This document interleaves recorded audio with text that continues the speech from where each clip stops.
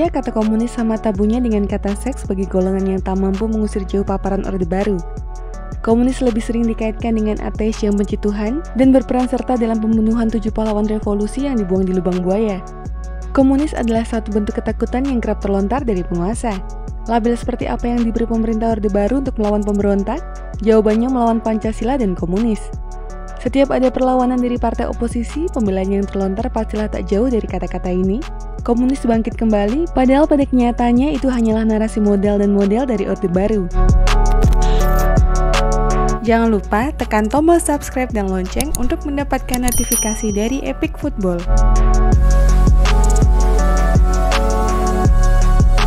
Di tengah kepungan modal yang kian tak tertahankan dalam jagat sepak bola mutakhir, orang seperti dipaksa untuk mengamini begitu saja betapa kapitalisme telah memenangkan pertarungan ideologi.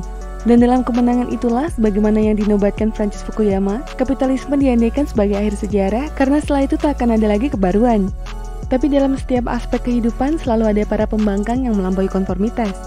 Mereka mempraktikkan gagasan dari suatu ideologi politik yang diyakininya ke dalam berbagai matra kehidupan sehari-hari, tak terkecuali dalam sepak bola.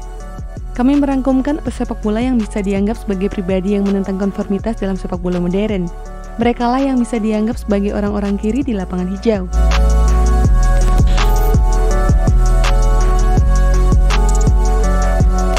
Salah satu nama yang identik berhaluan kiri adalah Cristiano Lucarelli. Pemain yang bersinar bersama Livorno ini sampai-sampai menggunakan jersey nomor 99 dan menato tangannya dengan tulisan 99 sebagai penghormatan atas terbentuknya ultras berhaluan kiri Brigade Autonom Livornesi. Lucarelli menjadi sedikit dari pesepak bola Italia yang secara terbuka mengemukakan pandangan politiknya ke lapangan. Saat merayakan gol, ia biasanya melakukan salam hormat ala Partai Komunis. Secara terbuka, ia menyatakan dirinya sebagai pendukung komunisme. Sama halnya dengan Breitner, ia merupakan penggemar Che Guevara.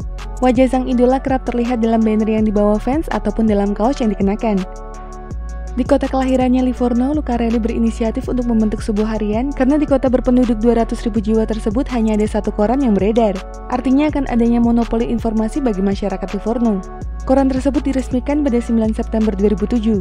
Bukan sebuah hal yang kebetulan kalau ia memilih 99 sebagai tanggal ulang tahun koran tersebut. Ia ingin berita yang dihasilkan seobjektif dan senetral mungkin. Ia tak ingin pandangan jurnalis masuk ke dalam berita, pun dengan pandangan politiknya. Dalam sebuah momen, ia sempat mendedikasikan golnya bagi 400 pekerja pabrik yang di-PHK. Meski tak menolong secara langsung, tapi ia turut prihatin atas kejadian tersebut dan ia akan selalu mendukung para buruh.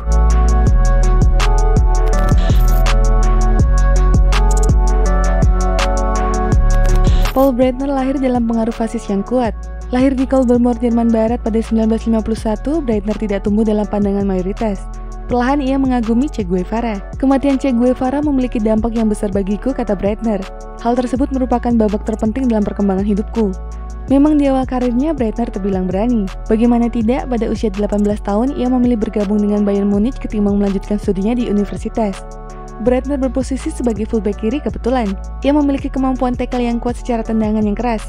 Nyatanya bermain di Bundesliga tak membuatnya puas. Ia menganggap Bundesliga selalu bicara tentang uang sehingga tak ada tempat untuk sosialisme.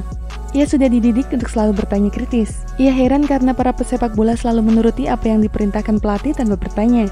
Hal yang paling kontroversial adalah saat menyebut menyanyikan lagu kebangsaan sebelum bertanding akan merusak konsentrasi belaka. Di sepak bola, Breitner bersama 3 pesepak bola lain, Pele, Vava, dan Zidane merupakan pencetak gol di 2 final Piala Dunia. Atas pandangan politiknya tersebut, Breitner menjadi salah seorang pesepak bola yang dihormati. Bahkan harian The New York Times menyebutnya sebagai the newest hero of German counterculture.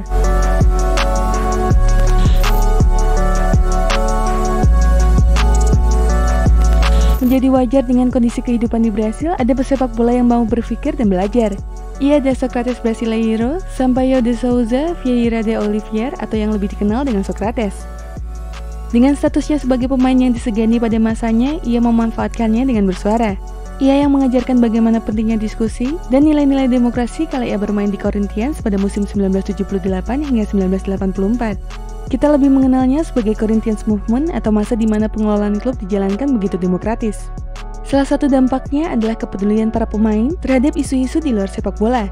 Misalnya kalau mereka menolak pemimpin diktator militer Brasil pada saat itu. Sama halnya dengan Socrates yang hidup 2000-an tahun sebelum dirinya di Yunani, ia pun senang berjalan di kota, berdialog, dan berdiskusi. Lewat hal itulah ia terus belajar, utamanya belajar berpikir kritis. Jika pemain di atas lebih senang membaca karya Karl Marx, lain dengan Socrates. Saat hijrah ke Fiorentina pada 1984, ia malah asik membaca karya-karya Antonio Gramsci. Saya di sini untuk membaca dan mempelajari Antonio Gramsci dalam bahasa aslinya, sekaligus untuk sejarah pergerakan buruh, ucapnya. Lewat teori hegemoni yang ia tulis di balik tirai penjara, Gramsci menginspirasi sekaligus menyadarkan khalayak bahwa ada kepentingan yang luar biasa hebat dari apa yang kita terima pada masa kini. Hal tersebut tak lekan dari sepak bola. Pemerintahan yang bobrok dapat menggunakan sepak bola sebagai pengalian isu. Nilai-nilai buruk yang mereka layangkan diterima begitu saja oleh masyarakat tanpa perlawanan. Socrates wafat pada 2011 dengan segala kritiknya terhadap Brasil dan FIFA.